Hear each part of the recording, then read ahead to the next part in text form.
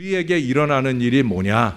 우리 지난주에 예수님 믿을 때 우리에게 생기는 첫 번째 얘기들을 지난주에 했고요. 이제 오늘 두 번째 얘기를 나눠보겠습니다. 자, 오늘 본문을 먼저 한 군데, 성경 한 군데를 읽고 시작을 하죠. 빌립보서 3장 20절입니다. 빌립보서 3장 20절.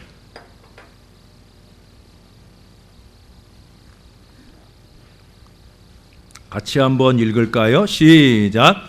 그러나 우리의 시민권은 하늘에 있는지라 거기로부터 구원받는 자 곧 주 예수 그리스도를 기다리노니. 아멘.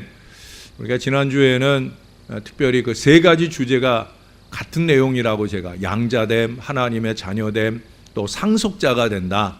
이걸 같은 의미로 묶어서 말씀을 드리면서 그 얘기가 좀 길어져서 지난주에 우리가 여섯 가지인데 실제적으로는 세 가지가 묶여지기 때문에 네 가지를 공부한 것이 되고요. 이제 오늘 일곱 번째이면서 실제적으로는 다섯 번째가 되는 예수를 믿을 때 우리에게 주어지는 게 뭔 것 같아요? 방금 읽은 말씀에 보니까 뭐예요? 하늘나라의 시민권을 얻는다는 거죠. 그러나 우리의 시민권은 하늘에 있다. 하늘의 시민권을 얻는 거예요. 미국에서 아기가 태어나면 미국에 가서 살면 얻는 게 아니라 미국에서 태어난 아기는 태어나는 즉시 시민권을 얻어요. 그러나 일반 사람들이 가가지고는 일정 기간에 그곳에서의 삶이 필요하고 여러 가지 자격 조건이 필요해. 그래서 이제 시민권을 얻는 거죠. 하늘의 시민권은 하늘에서 살 수 있는 권리가 되는 바로 그 시민권을 얻을 수 있다는 거예요. 우리의 시민권은 하늘에 있다. 특별히 바울이 이 시민권에 대한 얘기, 그것도 빌립보 교회를 향해 이 편지를 쓸 때 시민권 얘기를 하는 것은 바울에게 남다른 의미가 있어요. 그럼 왜 그러냐면 이 바울 당시의 시민권, 특별히 로마의 시민권이라고 하는 것은 그것은 아주 중요한 권리예요. 이 로마 시민권을 소유했다라고 하는 것은 법률적인 보호와 권리가 대단합니다. 여러분 사도행전 16장에 보면 바울이 바로 이 빌립보 지역에 갔다가 빌립보 감옥에 갇히죠. 거기 귀신 들린 아이의 귀신을 쫓아냈다가 그랬다가 그 귀신 들린 아이가 이렇게 점쳐주는 것을 통해 이익을 얻는 주인들의 고소로 감옥에 갇히게 돼요. 근데 감옥에 갇혔다가 그날 밤에 대단한 하나님의 역사를 보여주지만 그 감옥에서 도망가지 않아요. 사실은 도망가지 않은 이유는 물론 첫 번째 영적인 이유는 그 간수장을 비롯해서 그 가족들을 구원하고자 하는 하나님의 계획에 쓰임받는 게 첫 번째 이유고요. 두 번째 이유는 굳이 도망갈 이유가 없어요. 왜? 한 가지 사실만 말하면 그냥 나갈 수 있는 거예요. 뭐예요? 나는 로마의 시민권자다. 바울이 이것만 말하면 그러면 대번에 그냥 내보내 주는 거예요. 로마의 시민권자가 그렇게 대단한 거예요. 실제적으로 그 다음날 동이 텄을 때 밤새도록 잡아뒀으니까 그 감옥을 지키는 제일 우두머리 관리가 그 감옥에 있는 사람들 이제 놔줘라 그래요. 그때서야 이제 바울이 얘기를 해요. 내가 로마의 시민권인데 죄도 묻거나 정하지 아니하고 나를 감옥에 가뒀어요 당신들이? 라는 얘기를 전하게 됩니다. 그 얘기를 그 관리가 듣자마자, 그 관원이 듣자마자, 그 사도행전에 보면 관원이 시민권을 가졌다 하는 얘기를 듣고 크게 두려워하여 그래요. 바로 그런 권리예요. 그러니까 바울은 감옥에서 굳이 감옥문 열렸다고 도망치고 난리치고 이럴 이유가 없어요. 탈옥수가 될 이유가 없다는 거예요. 로마 시민권자다 하는 이 권리가 대단한 거예요. 그 권리를 내세울 수 있다는 거죠. 그런 점에서 이 빌립보 교회를 향해서 편지를 쓰면서 이 시민권 얘기를 한다는 건 바울이 상당히 신령한 사람이고 또 하나님께서 그 성경을 쓰는데 관여하고 있다는 걸 잘 알 수 있게 해줍니다. 그러면서 하늘의 시민권 얘기를 하는 거예요.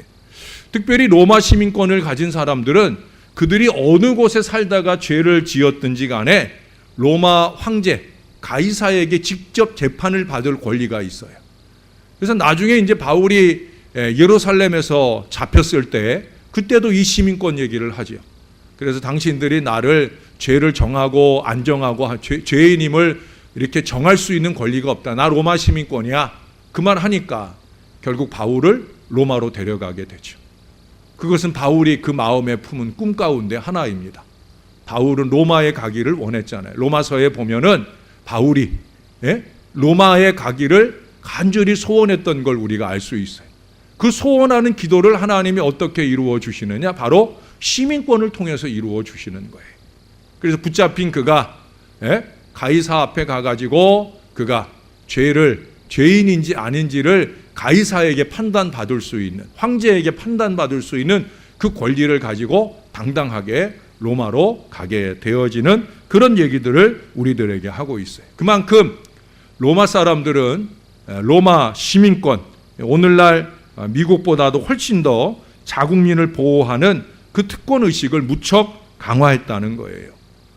오늘날 미국에도 특별히 트럼프 대통령이 자국민 또는 자국 보호를 위한 너무 폐쇄적인 무역 정책도 쓰고 또 여러 이주민들 정책을 써서 우리나라 교포들도 지금 여러 가지로 걱정스러운 그런 시간들을 지나고 있어요. 많은 유학생들이 유학 중간을 포기하고 돌아와야 될 수도 있는 그런 위기감도 고조되고 있습니다. 이런 것들은 사실은 조금 안타깝고 답답한 일이 아닐 수 없어요. 그러나 한편으로 생각하면 우리나라는 과연 이 자국민에 대한 이런 권리나 보호의식이 과연 있느냐 하는 거예요.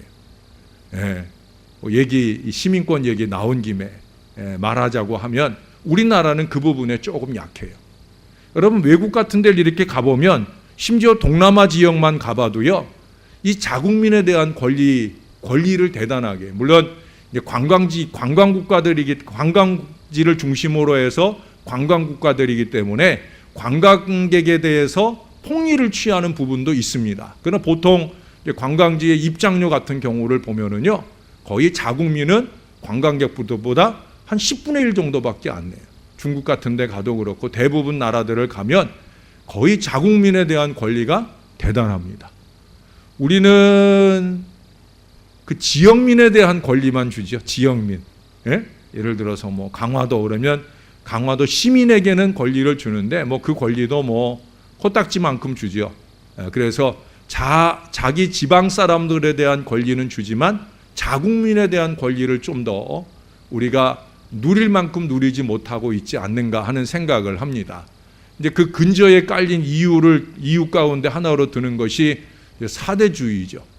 우리나라는 너무 외국 사람에 대한 이 사대적인 생각 때문에 외국 사람은 무조건 우월하고 우리는 좀 열등한 국민인 것처럼 그렇게 생각하는 경향성들을 우리가 오래전부터 가져왔다는 거예요. 왜? 중국에 대해서 우리가 항상 그렇게 지배적인 입장에서 지냈고 또 35년간의 일제에 압제하에 지냈고 했기 때문에 이 정신사고를 극복하지 못한다는 거예요. 저나 여러분은 하늘의 시민권으로서의 이 권세의식과 함께 대한민국 국민이다 하는 것에 대한 자긍심을 놓지 말고 사시기를 바랍니다. 나는 대한민국 사람이다. 이게 언제 어디서나 자랑이 될 수 있는 나라가 되도록 위해서 저나 여러분들이 많이 기도해야 될 거예요. 그렇다고 하면 하늘의 시민권은 얼마나 대단하냐 하는 거예요. 바울은요, 로마 시민권 때문이 아니라 이 하늘의 시민권 때문에 군계일학, 빛나는 신앙 인생이 된 줄로 믿습니다.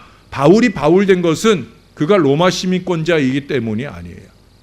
그 권리 때문에 그가 로마도 가고 그가 감옥에 연금 상태에 있으면서 복음을 잘 증거하는 하나님의 사람이 되었나? 아니란 말이죠. 그가 하늘의 시민권자였기에 하나님께서 그를 눈동자같이 지켜주시고 그가 어디를 가든 무엇을 하든 하나님의 복음을 흥왕하도록 그리스도가 주 되심을 증거하는 일에 강하게 쓰임받게 된 줄로 믿습니다. 우리는 다른 어떤 공동체의 일원이 되는 것보다 하나님 나라의 일원이 되는 것이 최고라는 사실을 잊지 말아야 돼요. 신월제일교회 교인인 것도 자랑 삼아야 되지만 그보다 더 내가 예수 믿는 사람이다. 언제 어느 때나 그것이 부끄러움으로 가려지는 사람이 아니라 그것을 드러내놓고 내가 나타내기에 부끄럽지 않도록 살아야 되는 거예요. 저를 따라서 한번 고백해 보십시다. 나는 그리스도인이다. 나는 그리스도인이다. 예, 이걸 잊지 말고 고백하고 살아야 되네. 저도 여기 이제 우리 교단 마크 십자가를 달고 다니잖아요. 예? 또 사순절 기간에만이지만 십자가를 달고 다니잖아요. 나는 그리스도인이라는 거죠. 예수 믿는 그리스도인이라는 거죠. 그것을 사람들 앞에 부끄럽지 않도록 드러내는. 그런데 십자가를 달고는 여러 가지 어리석은 일들, 예? 그런 일들을 하고 다니면 그것은 하늘의 시민권자답지 않은 거예요.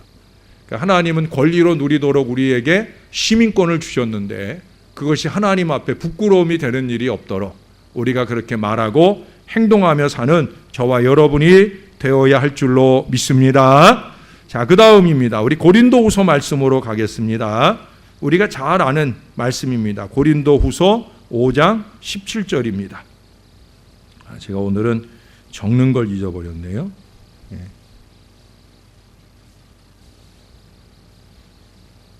우리가 예수를 믿을 때 얻게 되는 특권, 은혜, 권리. 오늘은 이제 하늘의 시민권. 두 번째는 고린도후서 5장 17절. 여러분들이 한번 읽어주세요. 시작.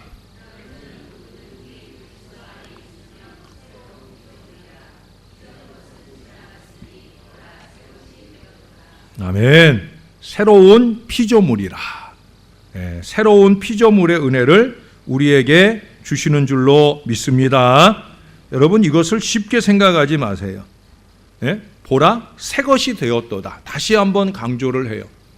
새로운 피조물이 되었다. 보라, 새 것이 되었다. 그러면 옛 것이 있다는 거 아니에요, 그렇죠? 새 것이 되었다. 우리가 예수 믿고 새 것이 되었다는 거예요. 뭐 새 옷을 입어서 새 거냐? 아니라는 거예요. 제가 올여름 들어서 이 옷은 이제 처음 입었는데 혹시 또 기억력이 없는 사람들은 김용진 목사님은 옷을 또 샀나? 그럴 수도 있는데 이게 한 6, 7년 된 옷이거든요. 그래도 제가 입으면 새 옷 같죠? 아니에요? 기예요. 네. 우리 어머니들 덕분에 제가 살아요. 네. 근데 옷을 새 거 입었다고 새 것이 되냐? 아니라는 거예요. 뭐 화장품 좋은 거 썼다고 새 것이 되느냐? 아니잖아요. 근데 분명히 새 것이 있다고 하면 헛 것의 시대가 있다는 거예요. 저나 여러분에게 헛 것의 시대가 있어요. 그게 언제예요? 아담의 원죄성을 갖고 살았던 때. 예수 믿기 이전에는 바로 헛 것의 인생이죠. 아담의 원죄성을 갖고 있는 거예요. 여러분, 아담이 하나님의 형상으로 지음 받았는데 그가 타락을 하게 되므로 결국은 그가 새로운 피조물로서의 인생을 저버렸잖아요. 그는 죄인이에요. 그리고 저나 여러분들은 태어날 때 다윗이 시편 51편에서 고백한 것처럼 내가 모태의 태중에 죄 중에 잉태되었다. 어머니의 뱃속에 잉태될 때부터 나는 죄인으로서 잉태된 존재, 태어날 때부터 죄인으로 태어난 존재라는 거예요. 그러나 감사하게도 우리가 예수를 알게 되고 예수를 믿게 되었어요. 예수를 믿음으로 우리가 새로운 피조물이 되었다. 이제 나중에도 또 다음 주쯤에 제가 준비는 다 했는데 다음 주쯤에 얘기를 하려고 그래요. 우리가 공부를 하겠지만 이제는 우리가 인정하든 안 하든 다른 사람들이 우리를 그렇게 보아주든 안 보아주든 우리는 새로운 피조물, 우리 안에 거룩한 새 성품의 역사가 이루어지게 되었다는 거예요. 지난주에도 말씀했지만 바울이 왜 우리로 하여금 거룩한 너희 몸을 하나님이 기뻐하시는 거룩한 산 제물로 드리라 왜 이 명령을 하나? 그건 다른 이유가 아니에요. 우리는 그렇게 지음받은 존재이기 때문에. 예수 믿기 전에는 거룩한 사람 아니에요. 지금도 물론 우리 자신의 삶을 들여다보면 마음과 삶의 내용을 보면 거룩하지 못한 게 많지만 그러나 중요한 건 뭐냐? 우리가 예수를 믿을 때 그 예수를 믿음과 동시에 우리 안에 거룩한 성품이 시작이 되었다는 거예요. 그게 바로 새로운 피조물이라고 하는 사실이에요. 유진소 목사님께서 하나님의 자신감이라고 하는 글에서 이런 얘기를 우리에게 들려줍니다. 하나님의 역사 속에서 엄청난 존재로 탈바꿈했다. 누가? 우리가. 하나님의 역사 속에서 우리는 엄청난 존재로 탈바꿈했다. 그러면서 이런 내용을 적고 있어요. 갈등은 여전히 계속되고 있다. 그러나 갈등에 쫓기는 사람이 아니라 갈등을 해결하기 위해 부름받은 사람이 되었다. 여전히 가난한 사람이다. 그러나 가난에 쫓기는 사람이 아니라 가난을 해결하기 위해 부름받은 사람이 되었다. 어려움 가운데 기도하고 기도해도 해결된 것이 없는 것 같지만 그 문제 해결에 기도자로 부름받은 것이 중요하다. 바로 우리가 그런 존재라는 거예요. 아직도 여전히 우리의 삶과 우리의 상황과 우리의 환경은 갈등과 어려움 속에 있지만 그래도 중요한 건 뭐예요? 내가 하나님의 새로운 피조물이다. 이 자긍심이 필요하다는 거예요. 이 신앙의 역설이 그리스도 안에 있는 모든 새로운 피조물들에게 일어나고 있다는 거예요. 저나 여러분 속에도 일어나고 있는 줄로 믿습니다. 그러니 상황과 환경 때문에 위축될 게 없어요. 예? 전에 어느 목사님 오셔서 말씀하신 대로 어깨 쫙 펴고 내가 이래봬도 하나님의 자녀야. 새로운 피조물이야. 비록 내가 의지박약해서 그래서 자주 무너지고 쓰러지지만 내 안에서는 거룩함의 씨앗이 이미 싹을 틔우고 이것이 내 안에서 잘 자라가려고 나름대로 몸부림치고 있는 신앙 인생이야 하는 마음으로 주 안에 사시는 새로운 피조물 되시기를 주님의 이름으로 축원합니다. 그 다음은 또 말씀을 찾아보고 얘기를 할게요. 로마서로 가겠습니다. 또 한 칸 앞으로 로마서입니다. 로마서 6장 22절입니다. 자, 읽고 나면 여러분들이 또 어떤 특권이 주어졌는지 말씀해 보셔요. 6장 22절 시작. 그러나 이제는 너희가 죄로부터 해방되고 하나님께 종이 되어 거룩함에 이르는 열매를 맺었으니 그 마지막은 영생이라. 아멘. 자, 여기서는 어떤 은혜가 주어진 것 같아요? 예? 예? 예, 여기 보니까 하나님께 종이 되어 그러잖아요. 그렇죠? 예? 하나님의 종이 되었어요. 자, 죄로부터 해방이 뭐예요? 죄로부터 해방이 죄송해요. 죄로부터 해방. 이게 뭐예요? 예수를 믿게 됨으로 주어진 은혜죠? 예? 예수를 믿음과 동시에 찾아오는 거예요. 죄로부터 해방되었다. 그 죄로부터 해방됨으로 말미암아 뭐예요? 하나님의 종이 되었다. 해방이라는 건 뭐예요? 우리가 이전에는 죄의 종이었다는 거예요. 죄의 종. 이 죄의 종, 죄의 노예로 살았다는 거예요. 근데 그 죄로부터 해방되면서 우리는 하나님의 종이 되었다는 거예요. 죄의 종이 되는 것은 내 의지로 된 일이 아니에요. 그러나 하나님의 종이 된 것은 내가 예수를 믿기로 한 그 은혜가 내 안에 임함으로부터 내가 자발적으로 하나님의 종이 된 줄로 믿습니다. 근데 오늘 본문 안에 또 한 가지 덧붙이는 얘기, 제가 조금 전에 했던 얘기를 증명해 주는 얘기가 있잖아요. 그게 뭐예요? 하나님께 종이 되어 거룩함에 이르는 열매를 맺었다. 할렐루야. 하나님의 종이 적극적으로 맺어야 될 열매가 뭐냐? 거룩함의 열매라는 거예요. 제가 여러분들에게 말씀과 기도를 자꾸 강조하는 이유가 우리가 거룩해지는 비결은 디모데전서 4장 5절이 말씀했잖아요. 하나님의 말씀과 기도로 거룩하여짐이니라. 다른 길 없어요, 여러분. 말씀과 기도를 붙잡을 때 거룩해지는 거예요. 우리가 아까 찬송하고 나서 제가 기도할 때도 그 찬송의 내용이 그런 거잖아요. 주의 말씀 들을 때 기쁘고 주님께 기도함으로 기뻐지는 거. 이게 바로 거룩함이에요. 이 거룩함을 향해서 가는 게 바로 하나님의 종된 저와 여러분들의 아주 중요한 일이라고 하는 거예요. 여러분, 인간의 마음, 인간의 근본 속에는 노예 근성이 있어요. 누군가의 종속되는 무책임을 즐겨요. 왜 그런 줄 알아요? 책임을 지고 싶어 하지 않아서 내가 누군가에게 예속되었다, 시키는 대로 한다 그러면 결정적으로 어려운 상황이 오면 뭐예요? 제가 그랬어요. 제가 나한테 시켜서 그랬어요. 우리는 그 핑계를 대기를 좋아하잖아요. 그 뜸된 핑계의 대상이 누구예요? 마귀 사탄이잖아요. 나는 절대 원하지 않는데 마귀 사탄이 내 마음에서 그렇게 우리는 마귀의 노예로 산다든지, 돈의 노예로 산다든지, 향락의 노예로 산다든지, 권력과 명예의 노예로 산다든지, 심지어 자기 자신, 이기와 욕심, 그것에 가득 찬 자기 자신의 노예로 산다든지, 아니면 자기 가족들의 노예로 살게 되든지, 더 나아가서 구약시대 신앙 인생들, 바리새인이나 서기관들은 율법의 노예로 살고 또 많은 사람들을 율법의 노예로 억압하는 그 어리석음들을 범했었다는 거예요. 그것이 그들의 생각으로는 신앙적인 것 같지만 신앙적인 게 아니었잖아요. 왜? 신앙적이라는 건 뭐예요? 우리가 아까 말씀 생활, 기도 생활이라고 하는 이 신앙적인 건 결국 우리에게 뭘 갖다 줘요? 기쁨을 갖다 주는 거예요. 신앙적인 건 그거예요. 신앙적인 건 그 신앙을 통해 내가 기쁨과 행복이 주어져야 되는 거예요. 그런데 바리새인들과 서기관들 같은 율법사들, 오늘날 신앙이 있다 하는 사람들 중에는 그 신앙이 주는 참 행복을 누리지 못해요. 제가 목회하면서 제일 답답하고 안타까운 사람들이 그런 사람들이, 아니 예수를 그렇게 오래 믿었다면서, 아니 말씀을 그렇게 잘한다면서 뭘 그렇게 맨날 심각해? 예? 하나님은 결코 우리에게 심각을 주시기 원하는 분이 아니에요. 성경을 보면 그렇잖아요. 주 안에서 항상 기뻐하라.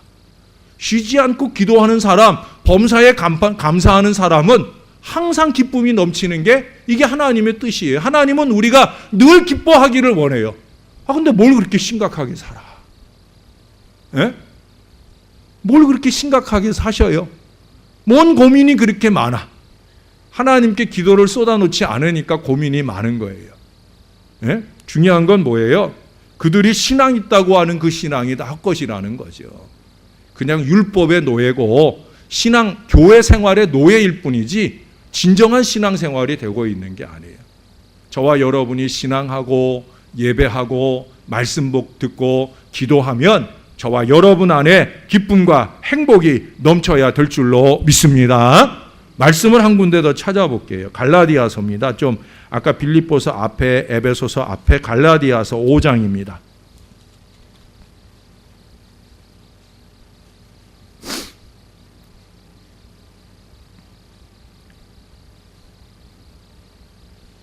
(5장) 1절입니다. 1절. 자, 여러분들이 큰 소리로 한번 읽어봐 주세요. 시작. 그리스도께서 우리를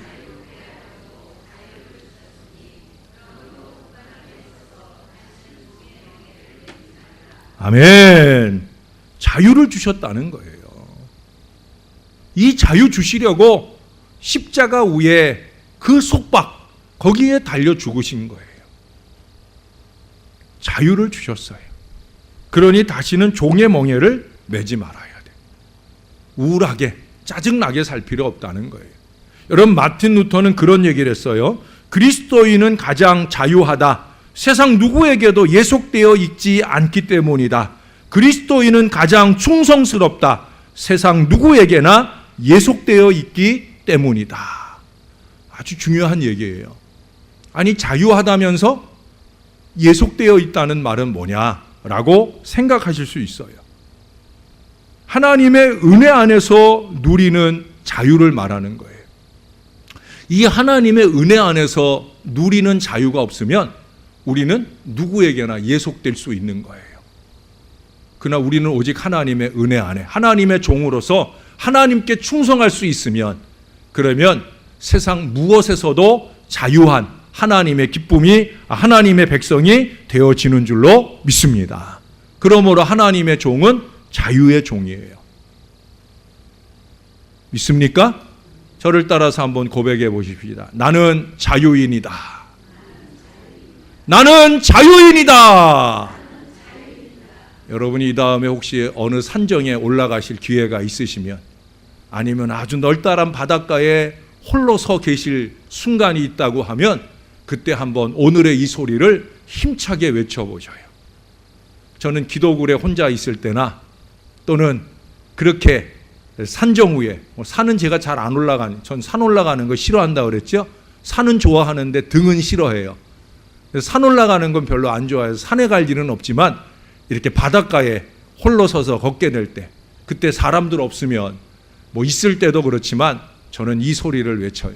나는 자유인이다. 예, 하나님 안에서 주시는 자유인인 줄로 믿습니다. 그러나 이게 내가 하나님의 종이 될 때 누리는 자유예요. 여러분 로마서 1장을 한번 보실래요? 로마서 1장. 왔다 갔다 해서 죄송한데 로마서 1장. 제가 아주 좋아하는 표현이 거기 나와요. 바울의 고백이에요. 바울은 이 고백을 자랑스럽게 외쳤어요. 그의 모든 서신의 시작에는 거의 이 고백이 나와요. 자, 로마서 1장 1절입니다. 제가 특별히 로마서 1장 1절을 보자 하는 건 제가 여러분들에게 처음 설교했던 본문이 바로 로마서 1장 1절에서 7절까지예요. 기억 안 나죠? 예, 제가 여러분들한테 오기 전에 이제 벌써 4년이 됐어요. 만 4년이 돼가요. 예, 그때 10월 달인가 그때 제가 와서 설교할 때 그때 이 본문으로 설교를 했어요. 자, 1절만 읽어보겠습니다. 시작. 예수 그리스도의 종 바울은 사도로 부르심을 받아 하나님의 복음을 위하여 택정함을 입었으니. 이 한 구절 안에 엄청난 은혜와 권리가 있는 거예요. 바울은 처음 시작을 뭐라 그래요? 내가 예수 그리스도의 종 바울이라는 거예요. 나는 주님의 종이라는 거예요. 이게 거저 얻은 종이 아니라는 거예요. 하나님의 종이라는 것은 사도로 부르심을 받은 일이라는 거예요. 여러분 12사도가 아무나 되는 일이에요? 하나님의 종과 사도는 동격이라는 거예요. 뿐만 아니라 이것을 위하여 하나님의 복음을 위하여 택정, 하나님이 미리 부르셨다는 거예요. 이 고백은 그 뒤에도 여러 번 해요. 5절에서도 그의 이름을 위하여, 6절에서도 예수 그리스도의 것으로 부르심을 받은, 7절에서도 성도로 부르심을 받은 모든 자에게 부르심 받았다, 택정 받았다. 이게 하나님의 종인 우리의 자리라는 거예요. 제가 여러분들에게 그 처음 와서 한 설교를 할 때 제가 이 본문으로 말씀을 열면서 제가 목사 안수 받을 때 얘기를 해드렸는데 기억이 나시나 몰라요. 제가 목사 안수 받을 때 우리 진혁이가 그때가 94년도니까 애가 이제 두 돌 조금 안 될 때예요. 23개월쯤 됐을래나? 두 돌이 아직 안 될 때예요. 그러니까 말이 아직 정확하지 않잖아요. 그때 이제 목사 안수식이 있는 그날 아침에 저희 어머니가 우리 진혁이한테, 진혁아, 오늘 아빠가 목사님 돼. 오늘 아빠가 목사님 되셔. 김명준 목사님 하고 불러봐. 그랬어요. 그랬더니 이 녀석이 할머니가 시키니까 하더라고요. 저를 보면서 아주 큰 목소리로 김혜주 목잡니 라고 얘기를 했어요. 김혜주 목잡니 라고 얘기를 했어요. 근데 저는 그날 아침 그 소리가 하나님의 음성으로 들렸어요. 그래서 제가 그 아이 앞에 무릎을 꿇었어요. 김혜주 목잡니.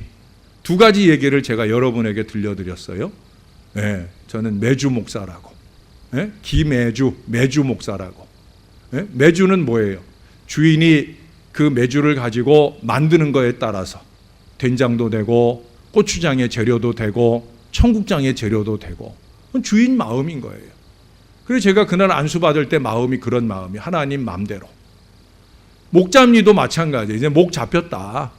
너는 이제 시작부터 오늘부터 평생 목사로 살아가야 되고 내가 이곳으로 이끌면 이쪽으로 가야 되고 저곳으로 이끌면 저곳으로 가야 되고 제가 그렇게 하나님의 손에 이끌려서 여기 이 자리에까지도 온 줄로 믿습니다. 왜 그래요? 저는 하나님의 종이니까. 누가 인정하나 안 하나 상관없어요. 저는 하나님의 종이에요. 바울도 이 사실을 중요하게 고백을 한 것처럼 저 역시도 마찬가지예요. 그건 여러분들도 마찬가지여야 됩니다. 나는 하나님의 종이다. 사도로 부름을 받았다. 또 장로로 권사로 안수집사로 부름을 받았다. 특정함을 입었다. 내가 잘나서 내가 하고 싶어서 된 게 아니라 하나님께 부름받은 종, 그러니 그 하나님의 종답게 내가 살아야 된다 하는 마음이 저에게나 여러분들에게 있어야 될 줄로 믿습니다.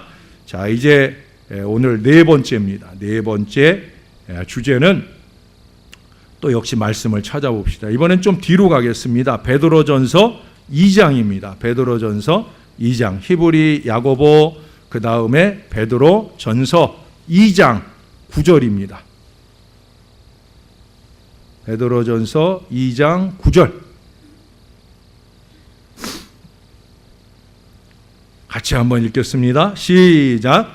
그러나 너희는 택하신 족속이요 왕같은 제사장들이요 거룩한 나라요 그의 소유가 된 백성이니 이는 너희를 어두운 데서 불러내어 그의 기이한 빛에 들어가게 하신 이의 아름다운 덕을 선전하게 하려 하심이라. 아멘.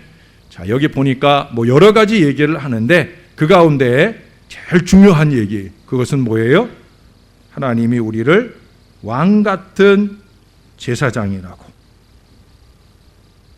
그냥 제사장도 아니고 왕 같은 제사장이라고. 특별히 중요한 건 뭐예요? 하나님의 제사장이 되었다는 거예요. 이 하나님의 제사장이 되었다라고 하는 것은 두 가지 중요한 의미가 있어요. 첫째는 뭐예요? 하나님을 예배하는 자.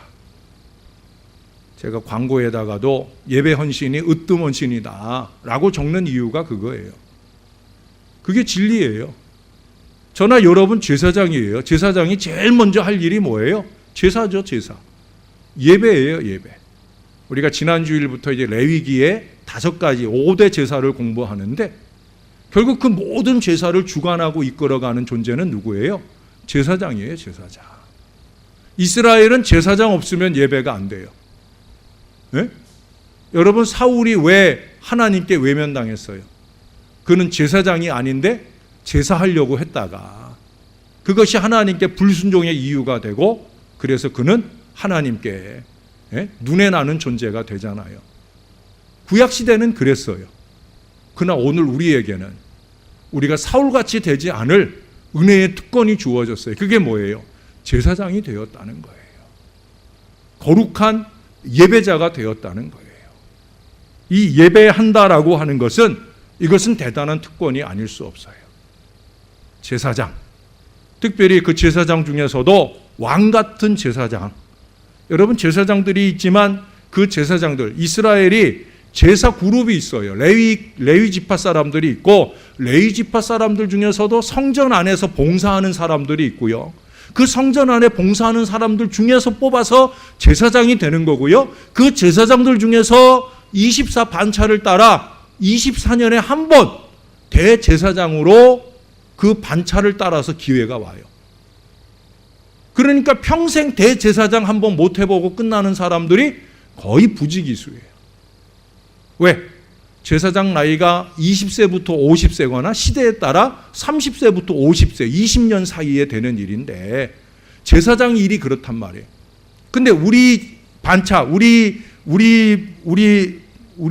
그 팀이라고 그래야 되나? 하여튼 24팀으로 나누어졌는데 그 가운데 우리 팀이 기회가, 내가 제사장일 때 우리 팀에 기회가 오면 그래도 대제사장이 될 기회가 있지만 우리 팀이 대제사장의 역할을 맡을 기회가 왔을 때 나는 그때 30살 이하이거나 50살 이상이거나 하면 그 기회조차 받아보질 못하는 게 그게 대제사장의 자리예요.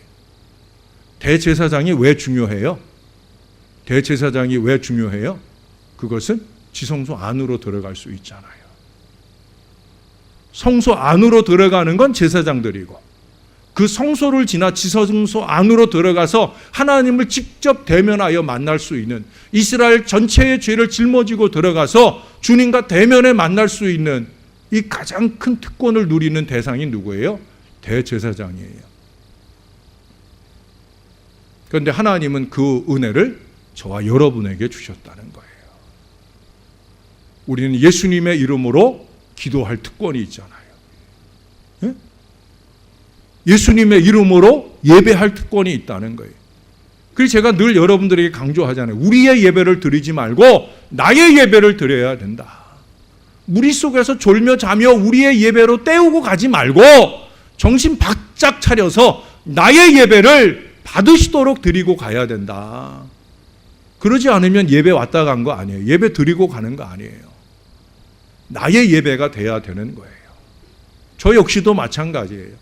예배 속에서 저의 많은 역할들이 있지만 저는 여러분들을 대신하는 역할을 하는 것도 아니에요. 저는 저 자신의 예배를 지금 드리고 있는 거예요. 여러분들도 여러분 자신의 예배를 드려야 돼요. 무엇보다 중요한 건 뭐예요? 이 예배 속에서 우리가 누릴 가장 중요한 특권, 그것은 바로 우리의 기도에 대한 응답의 특권을 우리가 누리고 가야 될 줄로 믿습니다. 대제사장이나 하나님과 통할 수 있는 그 자리에 우리가 있는 거예요. 그래서 히브리서 11장 6절에는 말하잖아요. 하나님께 나아가는 자는 반드시 그가 계신 것과 그가 자기를 상 주시는, 자기를 찾는 자들에게 상 주시는 이심을 믿어야 할지니라. 오늘 우리가 그 믿음을 가지고 여기 온 거예요. 하나님을 왜 찾아요? 하나님이 여기 계신다. 하나님의 임재를 믿는 거잖아요. 그 임재하신 하나님이 오늘 예배 속에서 우리에게 상급 주신다. 내 기도에 대한 응답도 주시고 내가 기도하지 않은 것까지도 내게 큰 은혜로 채워주실 거다 하는 이 믿음이 저와 여러분 안에 있게 되기를 바랍니다. 제사장이라고 하는 것은 또 하나 중요한 책무가 있죠. 그건 뭐예요? 중보적 책임이에요. 아까도 말씀드렸죠. 이스라엘은 제사장이 없으면 예배가 안 돼요. 제사장이 제물을 가져온 사람들의 그 제물을 제사장의 손에 의해서 하나님께 드려지는 거예요. 제사장을 통하지 않고는 하나님께 드려질 수 없어요. 물론 오늘날 우리는 그렇지는 않아요.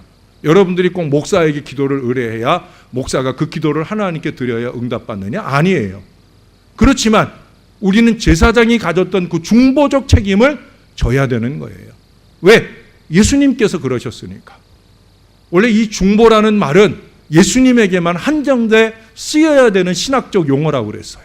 그러나 오늘날 보편적이 되었어요. 왜? 예수님처럼 우리가 살고 싶으니까. 예수님처럼 중보적 사명을 감당하고 싶으니까. 원래는 주님의 십자가 지심, 그것이 하나님과 우리 사이를 교통하게 하는 중보적 역할이었는데 주님은 그 역할로 끝나는 것이 아니라 그 이름으로 드리는 모든 기도의 중보적 존재가 되셨어요. 이제 저와 여러분도 그 이름으로 기도하는 모든 일들의 중보적 존재가 되어야 된다라고 하는 거예요. 이것은 단순한 매개적 존재가 아니라 주님의 뜻 안에서 역사를 만들어가는 적극적인 사람이 되어야 된다는 거예요. 악한 일들을 도모하는 사람, 이 얘기 아니에요. 예수 믿는 사람들은 선한 일, 축복의 일들을 만들어가는 사람, 그게 제사장이에요. 여러분, 제사장이 왜 이스라엘 사람들의 제사 제물을 받아서 하나님이 연락하시도록 그것을 대신 제사를 드려줘요? 그 사람들 벌 받으라고 그러는 거예요? 아니잖아요. 그들의 죄를 사함받게 하고 그들로 하여금 하늘의 큰 은혜와 축복을 누리게 하기 위해서 제사장 역할을 하는 거예요. 그건 왕 같은 제사장인 저나 여러분도 마찬가지예요. 이 입술로 자꾸 축복을 쏟아놓는 어리석은 짓을 하지 말라는 거예요. 예? 좀 좋게 말하고 바르게 말하고 진실되게 말하고 따뜻하게 말하고 여러분, 그런 인생으로 쓰여져야 되는 거예요. 돌짓고 날리는 일, 그런 걸 즐겨 하지 말라는 거예요. 그것은 우리가 할 일이 아니에요. 우리는 제사장이라니까요. 적극적으로 축복을 만들어가는 사람이라니까요. 축복을 선포하는 입술이 되어야 되는 거예요. 왜 교회 오면 찬양을 많이 하고 교회 오면 왜 기도를 많이 해요? 그 속에 뭐가 담겨 있어요? 하나님께 대한 영광도 담겨 있지만 그 속에 축복을 담고 있는 거잖아요. 제가 여러분에게 와서 여러분들에게 달라진 한 가지를 요구하잖아요. 이게 뭐예요? 우리가 예배 속에 예배 말미에 축복을 나누잖아요. 축복을 선포하고 축복의 찬양을 하잖아요. 저의 예배에 있어서 가장 중요한 요소예요. 축복은 중요합니다. 왜? 제사장이니까. 우리가 제사장 아닌 때에는 그게 그렇게 중요한 일이 아니었어요. 그것은 소수 특권자들이 누리던 일이었어요. 한국 사람들의 사고 속에는 그 축복이라는 것이 목사만 누리는 권리로 생각을 해요. 아니에요, 여러분. 목사만 축복의 존재가 아니에요. 여러분들 한 사람 한 사람이 다 축복의 도구예요. 축복의 통로예요. 그래서 우리는 우리의 입술로 저주하는 기도하면 안 돼요. 예? 우리의 입술로 함부로 말하면 안 된다니까요. 축복을 많이 해야 되는 거예요. 축복하소서 우리에게 라고 이어지는 이 축복을 더 넘치도록 많이 나눌 수 있어야 되는 거예요.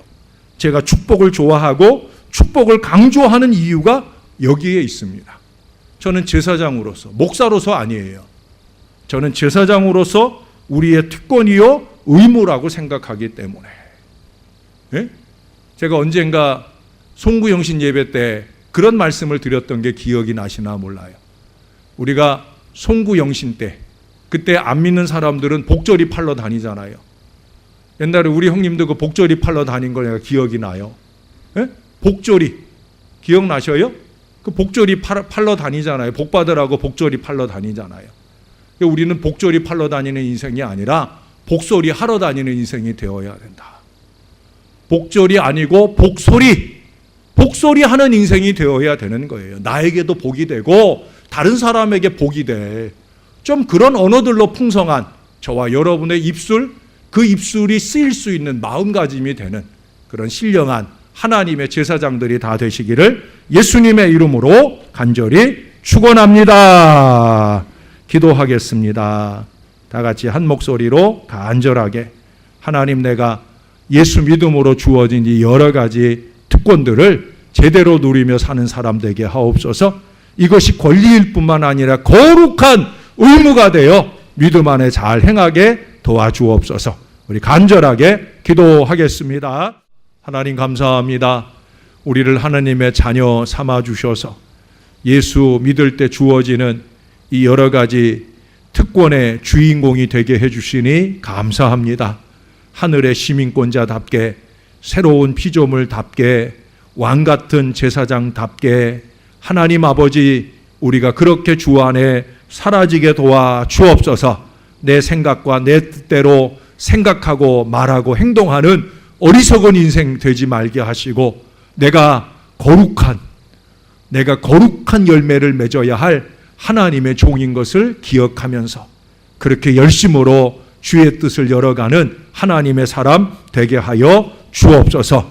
무엇보다도 많은 사람들의 심령과 삶에 하늘의 복을 안겨주는 축복의 인생이 되게 하여 주옵소서. 우리의 입술을 좀 점검하게 하옵소서. 복소리인지 저주의 소리인지, 내 안에서 나오는 것이 다른 사람들을 빈정거리는 소리인지, 다른 사람들을 행복하게 하는 축복의 언어인지, 하나님이 원하는 말과 행동으로 주의 뜻을 이루어가는 하나님의 자녀 되게 하여 주옵소서. 그렇게 더 신앙적이게 하시고 신령해질 수 있도록 큰 은혜로 우리를 붙들어 주옵소서. 감사합니다. 예수님 이름으로 기도합니다. 아멘.